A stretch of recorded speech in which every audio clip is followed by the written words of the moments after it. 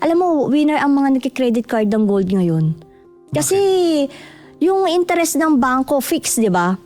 Pero yung pag-increase talaga ng gold ngayon, sobrang bilis. Mas mabilis pa yung pag-increase ng gold kesa sa magiging interest niya sa bangko. Ibig sabihin, per month, nag-i-interest yung bangko ko ng 0.75% of the total na utang ko. Let's say, ang utang mo is 50,000, nag-increase ng 1%. So you mean to say, if kinaskas ko yung credit card ko sa'yo, mag-earn ba yung gold ko ng more than 0.75% per month? Possible, depende sa pagtaas ng gold. Economy. Okay. Sa pagtaas ng price ng gold. Kasi if you invested last January, ilang percent na yung tinaas ng gold ngayong ngayong Let's put it in magkano yung presyo niya. Nasa ano na kasi, nasa... Before, January, let's say January. Ano yata, nun, nasa 5,400, nasa ganun yata kami. Ngayon, nasa ano siya? 7. 7,000 na.